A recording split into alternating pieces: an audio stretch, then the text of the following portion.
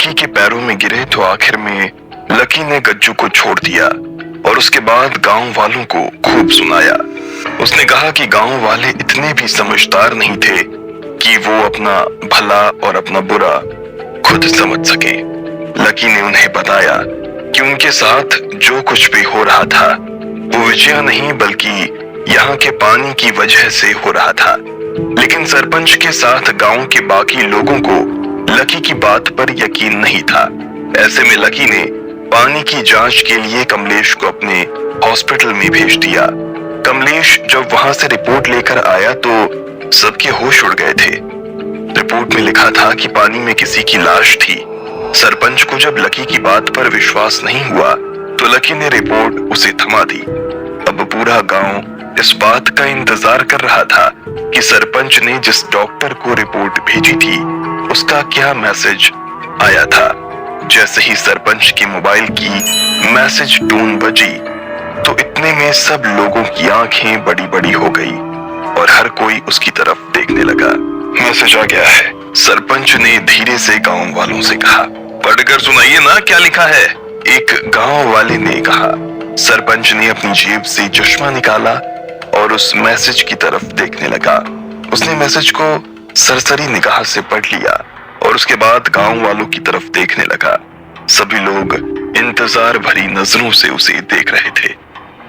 इसमें वही लिखा है जो डॉक्टर साहब ने कहा था, सरपंच ने बहुत ही दबे हुए सुर में कहा। ये सुनते ही कमलेश, राजेश, गुड़िया और ब्रजेश काफी खुश हो गए थे। वहीं सरपंच, गज्जू, शांता और बाकी लोगों को देखकर ऐसा लग रहा था जैसे उन्हें किसी सांप ने काट लिया हो। अब तो आप लोगों को मेरी बात समझ में आ गई होगी, है ना? लकी ने गांव वालों की तरफ देखते हुए पूछा। सभी गांव वालों ने अपनी नजर नीचे झुका ली। इतने में लकी ने विजया को आगे लाकर खड़ा कर दिया और बोला, अब आप सब लोग एक एक करके यहाँ आएंगे, विजया से माफी मांगेंगे और इसके पैर छुएंगे। लकी की ये बात सुनते ही सब लोग हैरान हो गए और एक दूसरे को देखने लगे। क्या बात है, इसमें एक दूसरे की शक्ल क्यों देख रहे हो? अगर आप इसे डायन बना सकते हो तो देवी भी बना सकते हो। चलो, अब इससे पहले कि मेरा मूड खराब हो जाए और मैं अपने असली रूप में आ जाऊं, आप लोग चुपचाप आना शुरू कर दीजिए। भैया, इसकी जरूरत, विजया कुछ कहने ही वाली थी कि इतने में लकी ने उसकी बात को बीच में काटते हुए कहा, नहीं, इसकी जरूरत है। इन लोगों के दिमाग में ये बात अच्छी तरह से बैठ जानी चाहिए कि जिंदगी में आदमी और कुछ करे ना करे, उसे पढ़ा लिखा जरूर होना चाहिए। उसे इतना भी अंधा नहीं हो जाना चाहिए कि वो अपना ही भला ना समझ सके। तुम मेरा मुंह क्या देख रहे हो? चलो। लकी ने आखिर में गज्जू को देखा और चिल्लाते हुए कहा। सभी लोग गज्जू की तरफ देखने लगे थे। गज्जू अपनी जगह से खड़ा हुआ और बड़ी मुश्किल से अपने पैर उठाते हुए विजया की तरफ बढ़ने लगा। मुझे माफ कर दो, गज्जू ने कहा। पूरा बोल, मुझे माफ कर दो देवी, लकी ने उसे फटकारते हुए कहा। गज्जू ने एक गहरी सांस ली और फिर से विजया की तरफ देखते हुए बोला, मुझे माफ कर दो देवी। शाबाश, अब एक काम कर, गुड़िया के पास जा और उससे भी माफी मांग। तुम लोगों को बहुत शौक है ना उसे अपने अंगूठे के नीचे दबा कर रखने का। अब जाकर उसके अंगूठे छुओ और उसके पैर दबाओ। और अगर तुम दोनों में से किसी ने भी उसको आगे पढ़ाई करने से रोका तो। लकी ने आंखें निकालते हुए गज्जू और शांता को देखा। गज्जू की हिम्मत नहीं हो रही थी कि वो लकी की बात को टाल सके, इसलिए वो सीधा गुड़िया के पास गया और उसके पैर छू लिए। गुड़िया को पहले तो शर्म आ रही थी, लेकिन बाद में वो लकी की तरफ देखकर मुस्कुराने लगी। शांता भी उसके पैर में गिर गई थी और देखते ही देखते पूरे कार्य के लिए अन्य स्थान पर जाना पड़ा। वह अकेला घोड़े पर बैठकर चल दिया। गंतव्य स्थान पर खाने पीने को कुछ नहीं मिलता था, इसलिए उसने एक खुर्जी में कुलचे और खजूर भर लिए। काम पूरा होने पर वह वापस लौटा। चौथे दिन सवेरे अपने मार्ग से कुछ दूर सघन वृक्षों के समीप एक निर्मल तडाग देखकर उसकी विश्राम करने की इच्छा हुई। वह घोड़े से उतरा और तालाब के किनारे बैठकर कुलचे और खजूर खाने लगा। जब पेट भर गया तो उसने जगह साफ करने के लिए खजूरों की गुठलियां इधर उधर फेंक दी और आराम करने लगा। इतने में उसे एक महाभयंकर दैत्य अपनी ओर बड़ी सी तलवार खींचे आता दिखाई दिया। पास आकर दैत्य क्रोध से गरज कर बोला, इधर आ, तुझे मारूंगा। व्यापारी उसका भयानक रूप देखकर और गर्जन सुनकर कांपने लगा और बोला, स्वामी, मैंने क्या अपराध किया है कि आप मेरी हत्या कर रहे हैं? दैत्य ने कहा, तूने मेरे पुत्र की हत्या की है, मैं तेरी हत्या करूंगा। व्यापारी ने कहा, मैंने तो आपके पुत्र को देखा भी नहीं, मैंने उसे मारा किस तरह? दैत्य बोला, क्या तू अपना रास्ता छोड़कर इधर नहीं आया? क्या तूने अपनी झोली से निकालकर खजूर नहीं खाए और उनकी गुठलियां इधर उधर नहीं फेंकी? व्यापारी ने कहा, आपकी बातें ठीक हैं, मैंने ऐसा ही किया है। दैत्य ने कहा, जब तू गुठलियां फेंक रहा था तो इतनी जोर से फेंक रहा था कि एक गुठली मेरे बेटे की आंख में लगी और बेचारे का उसी समय प्राणांत हो गया। अब मैं तुझे मारूंगा।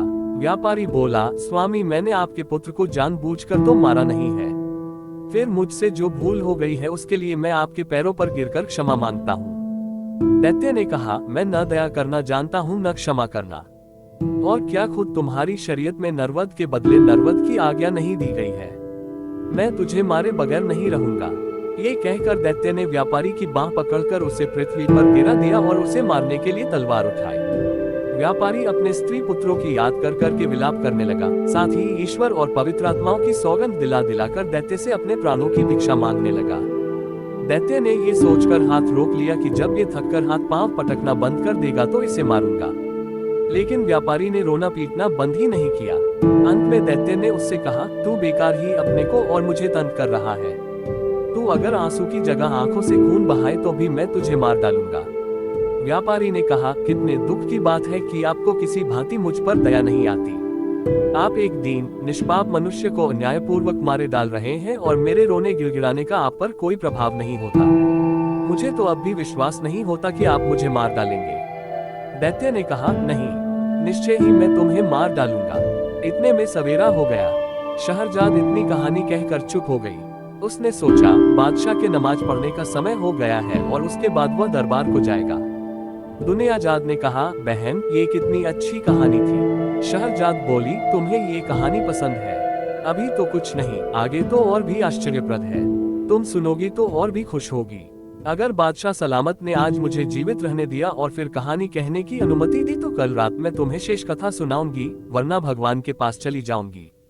शहरयार को भी यह कहानी बेहद पसंद आई थी। उसने विचार किया कि जब तक कहानी पूरी न हो जाए शहरजाद को नहीं मरवाना चाहिए, इसलिए उसने उस दिन उसे प्राणदंड देने का इरादा छोड़ दिया। पलंग से उठकर वह नमाज पढ़ने गया और फिर दरबार में जा बैठा। शोक कातर मंत्री भी उपस्थित था। वह अपनी बेटी का भाग्य सोचकर सारी रात न सोया था। वह प्रतीक्षा में था कि शाही हुक्म हो तो मैं अपनी बेटी को ले जाकर जल्लाद के सुपुर्द करूं। किंतु उसे ये देखकर आश्चर्य हुआ कि बादशाह ने यह अत्याचारी आदेश नहीं दिया। शहरयार दिन भर राजकाज में व्यस्त रहा और रात को शहरजाद के साथ सो रहा। एक घड़ी रात रहे दुनियाजाद फिर जागी और उसने बड़ी बहन से कहा कि यदि तुम सोई नहीं तो वह कहानी आगे कहो। शहरयार भी जाग गया और बोला, ये ठीक कहती है, मैं भी व्यापारी और दैत्य की कहानी सुनना चाहता हूँ, तुम कहानी को आगे बढ़ाओ। शहरजाद ने फिर कहना शुरू किया। जब व्यापारी ने देखा कि दैत्य मुझे किसी प्रकार जीवित न छोड़ेगा तो उसने कहा, स्वामी, यदि आपने मुझे वध्य समझ ही लिया है और किसी भांति भी मुझे प्राण दान देने को तैयार नहीं है तो मुझे इतना अवसर तो दीजिए कि मैं घर जाकर अपने स्त्री पुत्रों से विदा ले लूं और अपनी संपत्ति अपने उत्तराधिकारियों में बांट आऊं, ताकि मेरे पीछे उनमें संपत्ति को लेकर लड़ाई झगड़ा न हो। मैं प्रतिज्ञा करता हूँ कि यह सब करने के बाद मैं इसी स्थान पर पहुँच जाऊंगा। उस समय आप जो ठीक समझे वह मेरे साथ करें। दैत्य ने कहा, यदि मैं तुम्हें घर जाने दूं और तुम वापस न आओ फिर क्या होगा? व्यापारी बोला, मैं जो कहता हूँ उससे फिरता नहीं। फिर भी यदि आपको विश्वास न हो तो मैं उस भगवान की, जिसने पृथ्वी आकाश आदि सब कुछ रचा है, सौगंध खाकर कहता हूँ कि मैं घर से इस स्थान पर अवश्य वापस आऊंगा। दैत्य ने कहा, तुम्हें कितना समय चाहिए? व्यापारी ने कहा, मुझे केवल 1 वर्ष की मोहलत चाहिए, जिसमें मैं अपनी सारी जायदाद का प्रबंध करके आऊं और मरते समय मुझे कोई चिंता न रहे। मैं प्रतिज्ञा करता हूं कि वर्षोपरांत मैं इसी स्थान पर आकर स्वयं को आपके सुपुर्द कर दूंगा। दैत्य ने कहा, अच्छा, मैं तुम्हें 1 वर्ष के लिए जाने दूंगा, किंतु तुम ये प्रतिज्ञा ईश्वर को साक्षी देकर करो। व्यापारी ने ईश्वर की सौगंध खाकर प्रतिज्ञा दोहराए और दैत्य व्यापारी को उसी तालाब पर छोड़कर अंतर्ध्यान हो गया।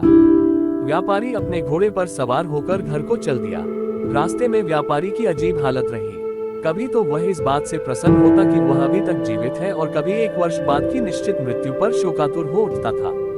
जब वह घर पहुंचा तो उसकी पत्नी और बंधु बांधव उसे देखकर प्रसन्न हुए, किंतु वह उन लोगों को देखकर रोने लगा। वे लोग उसके विलाप से समझे कि उसे व्यापार में कोई भारी घाटा हुआ है या कोई और प्रिय वस्तु उसके हाथ से निकल गई है जिससे उसका धैर्य जाता रहा है। जब व्यापारी का चित्त संभला और उसके आंसू थमे तो उसकी पत्नी ने कहा, हम लोग तो तुम्हें देखकर प्रसन्न हुए हैं, तुम क्यों इस तरह रो धो रहे हो? व्यापारी ने कहा, रो धो नहीं तो और क्या करूं? मेरी जिंदगी एक ही वर्ष की और है। फिर उसने सारा हाल बताया और दैत्य के सामने ईश्वर को साक्षी देकर की गई अपनी प्रतिज्ञा का वर्णन किया। ये सारा हाल सुनकर वे सब भी रोने पीटने लगे। विशेषतः उसकी पत्नी सिर पीटने और बाल नोचने लगी और उसके लड़के बच्चे ऊंचे स्वर में विलाप करने लगे। वह दिन रोने पीटने ही में बीता। दूसरे दिन से व्यापारी ने अपना सांसारिक कार्य आरंभ कर दिया। उसने सबसे पहले अपने ऋणदाताओं का धन वापस किया। उसने अपने मित्रों को बहुमूल्य भेंटें दी, फकीरों साधुओं को जी भर कर दान किया, बहुत से दास दासियों को मुक्त किया। उसने अपनी पत्नी को यथेष्ट धन दिया, अव्यस बेटे बेटियों के लिए अभिभावक नियुक्त किए और संतानों में संपत्ति को बांट दिया। इन सारे प्रबंधों में एक वर्ष बीत गया और वह अपनी प्रतिज्ञा निभाने के लिए दुखी मन से चल दिया। अपने कफन दफन के खर्च के लिए उसने कुछ रुपया अपने साथ रख लिया। उसके चलते समय सारे घर वाले उससे लिपट कर रोने लगे और कहने लगे कि हमें भी अपने साथ ले चलो ताकि हम भी तुम्हारे साथ प्राण दे दें। व्यापारी ने अपने चित्त को स्थिर किया और उन सब को धैर्य दिलाने के लिए कहने लगा, मैं भगवान की इच्छा के आगे सिर झुका रहा हूँ। तुम लोग भी धैर्य रखो। ये समझ लो कि एक दिन सभी की मृत्यु होनी है। मृत्यु से कोई भी नहीं बच सकता, इसलिए तुम लोग धैर्यपूर्वक अपना काम करो। अपने सगे संबंधियों से विदा लेकर व्यापारी चल दिया और कुछ समय के बाद उस स्थान पर पहुंच गया जहां उसने दैत्य से मिलने को कहा था। वह घोड़े से उतरा और तालाब के किनारे बैठकर दुखी मन से अपने हत्यारे दैत्य की राह देखने लगा। इतने में एक वृद्ध पुरुष एक हिरनी लिए हुए आया और व्यापारी से बोला, तुम इस निर्जन स्थान में कैसे आ गए? क्या तुम नहीं जानते कि बहुत से मनुष्य धोखे से इसे अच्छा विश्राम स्थल समझते हैं और यहाँ आकर दैत्यों के हाथों भांति भांति के दुख पाते हैं? व्यापारी ने कहा, आप ठीक कहते हैं, मैं भी इसी धोखे में पड़कर एक दैत्य का शिकार होने वाला हूँ। ये कहकर उसने बूढ़े को अपना सारा वृतांत बता दिया।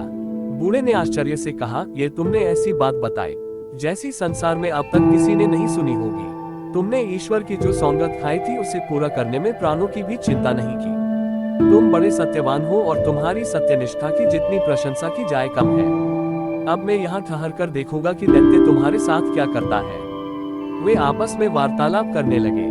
इतने ही में एक और वृद्ध पुरुष आया जिसके हाथ में रस्सी थी और दो काले कुत्ते उस रस्सी से बंधे हुए थे। वह उन दोनों से उनका हालचाल पूछने लगा। पहले बूढ़े ने व्यापारी का संपूर्ण वृतांत कहा और यह भी कहा कि मैं आगे का हालचाल देखने यहाँ बैठा हूँ। दूसरा बूढ़ा भी यह सब सुनकर आश्चर्यचकित हुआ और वहीं बैठकर दोनों से बातें करने लगा। कुछ समय के उपरांत एक और बूढ़ा एक खच्चर लिए हुए आया और पहले दो बूढ़ों से पूछने लगा कि यह व्यापारी इतना दुखी होकर यहाँ क्यों बैठा है। दोनों ने उस व्यापारी का पूरा हाल कहा। तीसरे वृद्ध पुरुष ने वहां ठहरकर इस व्यापार का अंत देखने की इच्छा प्रकट की, अतएव वह भी वहां बैठ गया। अभी तीसरा बूढ़ा अच्छी तरह सांस भी नहीं ले पाया था कि उन चारों व्यक्तियों ने देखा कि सामने के जंगल में एक बड़ा गहन धूम्रपुंज उठ रहा है। वह धुएं का बादल उनके समीप आकर गायब हो गया। वे लोग आश्चर्य से आंखें मल ही रहे थे कि एक अत्यंत भयानक दैत्य उपस्थित हो गया। उसके हाथ में तलवार थी और उसने व्यापारी से कहा, उठकर इधर आ, मैं तुझे मारूंगा, तूने मेरे बेटे को मारा है। ये सुनकर व्यापारी और तीनों बूढ़े कांपने लगे और उच्च स्वर में विलाप करने लगे। उन सब के रोने चिल्लाने से जंगल गूंज उठा, किंतु दैत्य व्यापारी को पकड़कर एक ओर ले ही गया। हिरनी वाले बूढ़े ने ये देखा और वह दौड़कर दैत्य के पास पहुंचा और बोला, दैत्य महाराज, मैं आपसे कुछ निवेदन करना चाहता हूँ। आप अपने क्रोध पर कुछ देर के लिए संयम रखें। मेरी इच्छा है कि मैं अपनी और इस हिरनी की कहानी आपको सुनाऊं, किंतु कहानी के लिए एक शर्त है। यदि आपको ये कहानी विचित्र लगे और पसंद आए तो आप इस व्यापारी का 1/3 अपराध क्षमा कर दें। दैत्य ने कुछ देर तक सोचकर कहा, अच्छा, मुझे तुम्हारी शर्त स्वीकार है। कहानी कहो।